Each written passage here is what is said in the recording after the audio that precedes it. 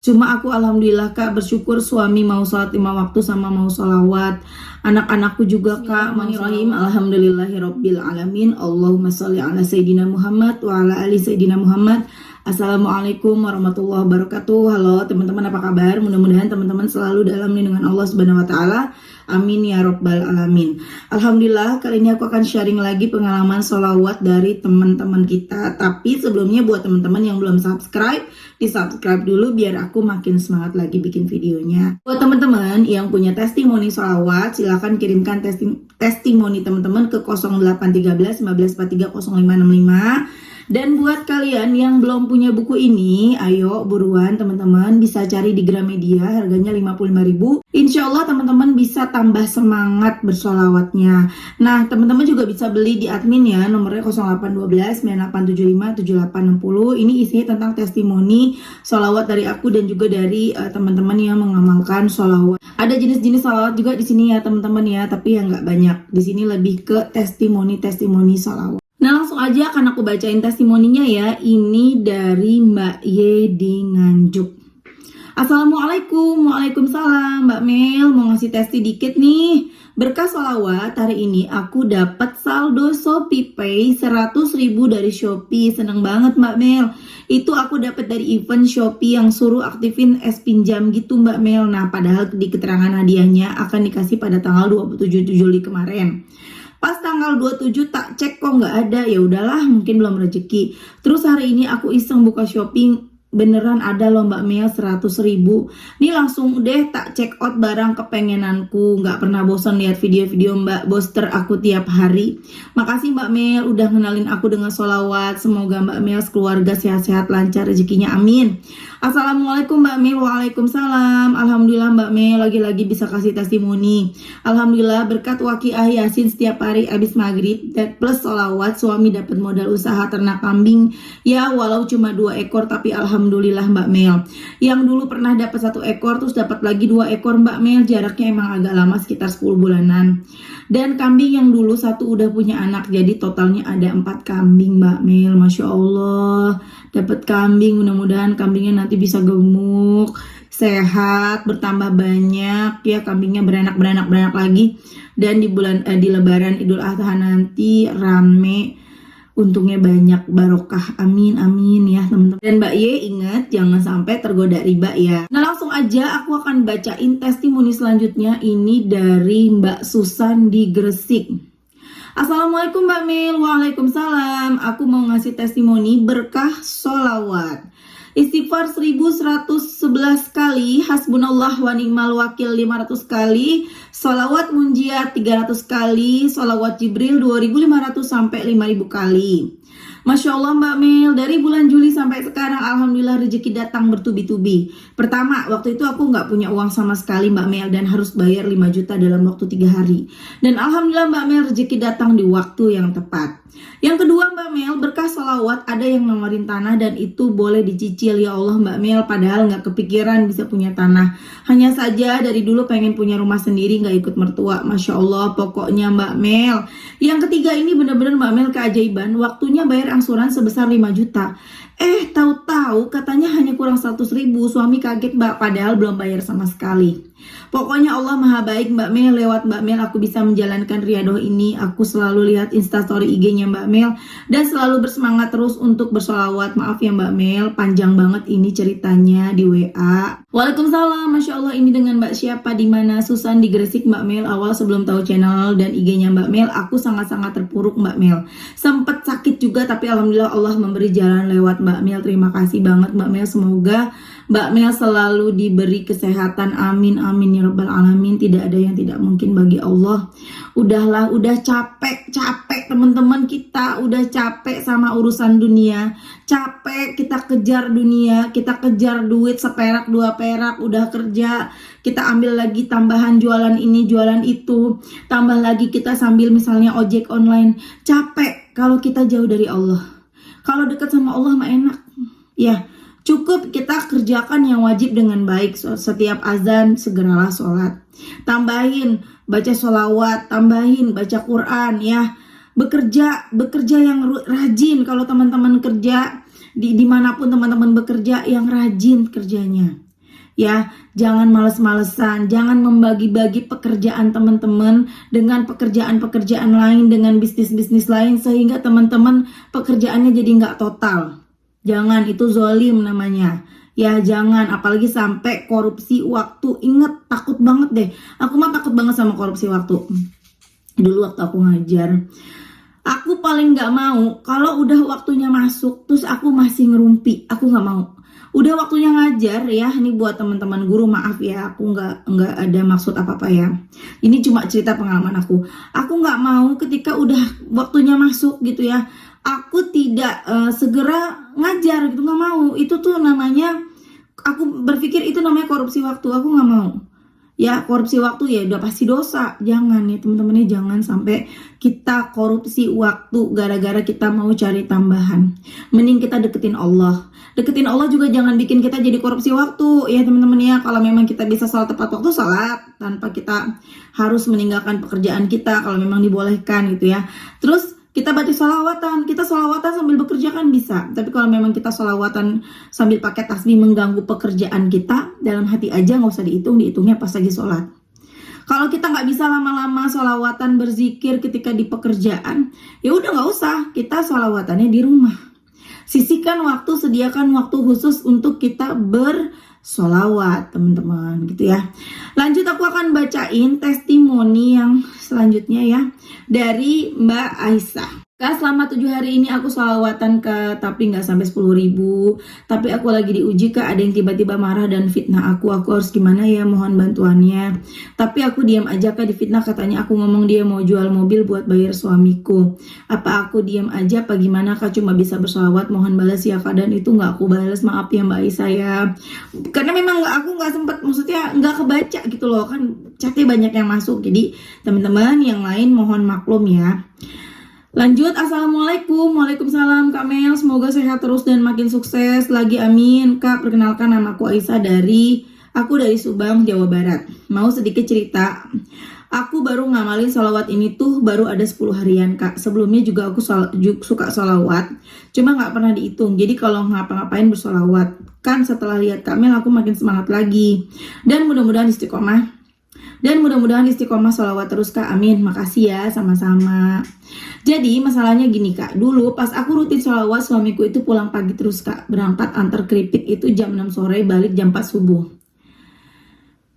Terus kalau bawa uang juga dikit, bukan aku gak bersyukur Kak. Sampai 1 tahun lebih aku pikir itu biasa aja gitu, bukan masalah besar menurutku. Dan lama-kelamaan adikku bilang, teh si AA bawa uang gak pulang 200.000, kenapa emang kata aku. Iya dia dapat slot katanya, cuma jangan bilang-bilang AA, nanti AA marah, soalnya si AA curhatnya sama suami adikku Kak. Tuh aku tuh nggak tahu Kak, kalau suamiku kalau dapat uang tuh hasil judi online, sampai aku makan kan, aku pura-pura nggak tahu, sempet ketahuan sama aku Kak 2 kali, sampai aku ajak cerai. Dan dia bilang akan berubah, terus dia masih begitu juga di belakang aku, begitu juga. Dan suatu hari ada tetanggaku bilang, perasaan suamimu kalau balik sebut terus dari mana, kalau bisa ikutin, takut punya cewek atau apalah gitu, takut terlambat. Nah malamnya aku sholawat sebanyak-banyaknya Kak, dan di hari itu dia balik pagi dan aku tanya, kamu kemana aja ya? Kok balik jam segini tapi dapat uang cuma 10.000, kadang bawa uangnya. Nah dia malah marah-marah, kata dia sering dituduh apalah.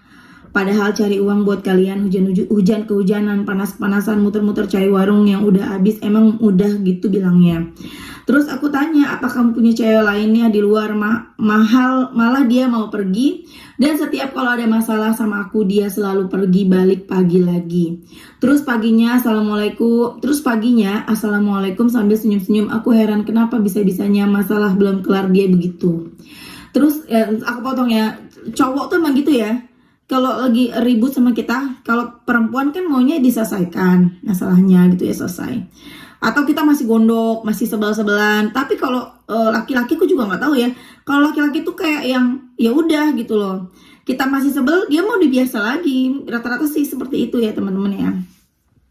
Terus aku coba download Gojek tuh Kak. Aku masukin pakai nomor HP dia. Ternyata dia main judi nggak kira-kira teh.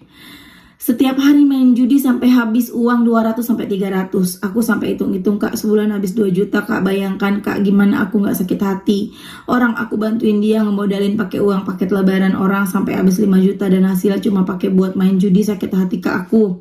Dan uangnya, dan aku tanya baik-baik, aku kasih tahu ya sayang uangnya sampai segitu banyaknya. Kita bisa punya motor sampai-sampai bisa punya pikiran begitu ya. Emang gak kasihan sama mama bantuin secara fisik modal? Aku diam aja tuh kak sambil kasih tahu buktinya gojek dia. Udah gitu dia mulai sholat dan sampai saat ini dia sholat. Alhamdulillahnya aku masih sholawatan terus kak. Mudah-mudahan dia bisa berubah jadi lebih baik lagi, amin. Bantu doa ya kak. Masih ada lagi ujianku, tetanggaku ngefitnah aku, tiba-tiba marah-marah sama aku. Aku nggak bisa bilang begitu, yang ngefitnahnya aku nggak tahu bisa begitu. Tapi aku nggak ngambil pusing kak. Aku makin istiqomahkan lagi sholawat. Posisiku nggak mau cari tahu siapa yang fitnah, bilang yang enggak. Aku berpikir positif aja, mungkin Allah lagi mengujiku. Terus kemarin kak yang marah-marah sama aku, dia naikkan rumahnya, emang posisinya sebelah banget sama rumahku. Terus dia nggak tahu benerin apaan, terus dia nggak tahu jatuh, nggak tahu gimana, sampai bocor asbes rumahku nggak dibenerin. Sampai gini kak, rumahnya yang sebelah kanan, aku sakit hati banget kak. Aku mau bilang takut salah paham lagi. Aku bingung mau benerin, aku belum punya uang kak. Aku pasrah aja sama Allah. Bantu doanya ya kak. Cuma aku alhamdulillah kak bersyukur suami mau sholat 5 waktu sama mau sholawat. Anak-anakku juga kak mau sholawat dan alhamdulillah pada sehat. Rezeki ada aja meski emang nggak gede. Tapi bersyukur kak buat makan aja mah. Dan alhamdulillah aku belum cerita soal riba kak. Dan alhamdulillah kak aku belum cerita soal riba kak. Alhamdulillah lunas dua-duanya berkat sholawat, masya Allah. Mudah aja gitu kak. Dan hatiku saat ini meski tetanggaku seperti itu, aku hanya minta perlindungan dari Allah. Biarlah Allah yang urus semuanya. Maaf ya kak tulisannya belepotan. Tapi kadang tuh wajar gak kak, aku pengen sumpahin itu orang, tapi aku takut kak balik ke aku cuma bisa menata sakit hati aku sama sholawat. Saat ini aku jadi malas keluar rumah kak. Lebih banyak di rumah, perbanyak sholawat. Paling seperlunya aja keluar rumah. Ya Allah, pelajaran banget kak buat aku. Dan yang paling anehnya kak, orang itu marahinnya cuma lewat HP. Biasanya itu kalau marah bisa sampai nunjuk-nunjuk kak. Biasanya dia berani ke rumah sampai aku tungguin nggak datang-datang, sampai suamiku nungguin depan rumah, cuma lewat doang dia kak. Apa gara-gara sholawat gitu kak dia nggak berani datang, apa gimana, aku juga nggak ngerti. Udah dia marahin aku abis-abisan di HP, aku sampai nggak bisa ngomong jelasin apa-apa kak. Aku cuma bilang percaya sama orang nggak apa-apa, percaya sama aku nggak apa-apa. Kalau emang aku salah aku minta maaf. Mau orang gimanain keluargaku, aku nggak apa-apa, itu urusannya sama Allah, aku gituin. Dia tanya, kamu bisa ngomong gitu ada masalah apa sama aku? Dan aku cuma balikin aja kak omongan dia. Lah emang om punya masalah apa sama aku? Aku berhenti nyuci aja, aku baik-baik ke rumah. Terus dia bilang ya udah ntar, cuma gitu aja kak. Masya Allah ya teman-teman. Itu tadi testimoni dari Mbak Aisyah yang intinya sejak bersolawat suaminya akhirnya ketahuan kalau suaminya sama ini, kalau bawa duit itu duitnya hasil judi, ketahuan, beres ya teman-teman. Kemudian setelah sholawatan lagi terus mbaknya istiqomah sholawat, akhirnya suaminya mau sholat, bahkan mau sholawatan. Kalau orang udah sholawatan, insya Allah teman-teman akan terlindungi, akan terbentengi sama hal-hal buruk, insya Allah. Beneran deh, kita kayaknya sama Allah tuh dihalangin aja buat ngelakuin hal-hal buruk, beneran ya. Kemudian anak-anaknya jadi ikutan sholawatan, dan tetangga yang nggak ini tuh dapat omongan entah dari mana gitu ya, yang jadi sebel sama keluarganya Mbak Aisyah, sampai ngebikin atapnya Mbak Aisyah rusak. Tapi kalau Mbak Aisyah ngomong nanti salah paham lagi. Dan masya Allah biasanya kalau ngomel tuh sambil nunjuk-nunjuk Mbak Aisyah, dan ini sama sekali enggak, cuma ngomelnya di HP, udah nggak apa-apa mbak. Ya kalau dibilang wajar, kita kadang pengen nyumpahin orang, ya kalau dibilang wajar ya wajar ya, namanya kita manusia biasa, kita bukan nabi ya. Kadang hati kita juga ada kesel ya teman-teman ya. Tapi daripada kita mendoakan keburukan buat orang yang udah zolim sama kita, lebih baik kita berdoa untuk diri kita sendiri, iya kan? Karena kan doa itu kembali ke yang mendoakan. Kalau kita doa baik, kembali baik. Ngapain kita doain jelek? Apalagi kita lagi dizolimin. Manfaatkan untuk berdoa yang baik-baik. Tapi nggak gampang, nggak gampang. Tapi coba sebut namanya, ucapkan ya Allah, doain yang baik buat dia. rasanya tuh beda. Apalagi kalau teman-teman doanya sambil sujud, rasanya beda. Atau kalau memang udah berat banget, sakit hati banget, nggak bisa doa yang baik buat dia, doa diri sendiri aja, buat diri kita sendiri. Ya teman-teman ya, insya Allah ada hikmah di balik semuanya Mbak Aisyah. Ya semangat terus, insya Allah ada hikmahnya, pasti ada hikmahnya. Segala ujian yang kita jalani itu ada hikmahnya teman-teman. Ya teman-teman pasti udah tahu semuanya ya kan.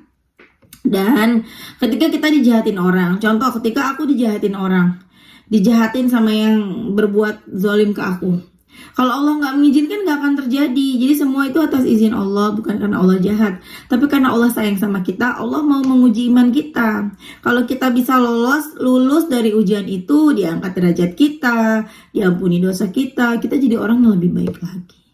Oke ya teman-teman, terima kasih udah nonton. Semoga bermanfaat dan jadi motivasi buat teman-teman. Kita doakan semoga teman-teman yang ngasih testimoni hari ini, Allah ijabah doa-doanya, Allah beri keistiqomahan sampai akhir hayat, Allah lunaskan hutang-hutangnya, amin amin ya rabbal alamin. Begitu juga dengan teman-teman yang nonton, semoga lunas semua utangnya ya yang pada nonton ya. Istiqomah terus, kabul doa-doanya, lancar rizkinya, berkah hidupnya, amin amin ya rabbal alamin. Assalamualaikum warahmatullahi wabarakatuh.